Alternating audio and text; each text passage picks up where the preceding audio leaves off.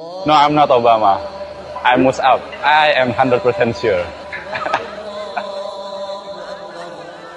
Di awal Ana ngerasa ujian terberat Ana finansial. Persiapan ngumpulin uang tuh agak telat Ana ngerasanya. Karena mungkin kalau orang lain tuh ada yang dari 6 bulan sebelumnya, bahkan setahun sebelumnya udah nabung tuh dikit-dikit. Sedangkan Ana mungkin terlalu kebanyakan mikirin dunia nih, kebanyakan kerja sana sini. Karena jujur Ana ngerasanya banyak pengeluaran yang lain yang Ana perlukan nih. Ana bantu juga kan di rumah, ada pengeluaran-pengeluaran yang Ana sedikit bisa bantu. Ana juga lagi mau nikah. Akhirnya gak sadar nih, udah mau kurban ternyata nih. Ana coba cari ilmunya nih. Si Ana banyak dengerin kajian Ustadz Nuzul terutama tuh. Kayak niatnya dilurusin, dibenerin. Dan beliau banyak bilang ya emang pengeluaran yang lain dikurbanin dulu. Dan akhirnya udah Ana coba alokasin dulu deh. Ana kurbanin yang lain itu ya udah buat kurban sekarang.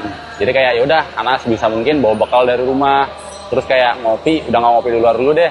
Dan alhamdulillah pas Ana baru selesai transaksi, Ana langsung dapat 3 proyek. Dari sini aja Ana jadi semakin yakin kalau segala sesuatu yang Ana lakuin untuk Allah nggak bakal tutup mata. Allah udah nyebutin juga gitu kalau akan dibalas berkali-kali lipat. Dan bener, Ana ngeluarin sedikit, mungkin kalau dihitung ya mungkin bener 7 kali lipat atau 70 kali lipat gitu. Kayak secepat itu. Tantangan terbesar itu ngelihat darah. Karena Ana ada ketakutan lah akan itu, nggak tahu itu sebetulnya fobia atau apa. Cuman di Ana sempat takut lah ngeliat darah. Dulu pernah lagi buka kaleng mentega nih, tangan kena kalengnya, berdarah, terus cerita kan, mah tanganku berdarah mah, tengah-tengah cerita udah pingsan.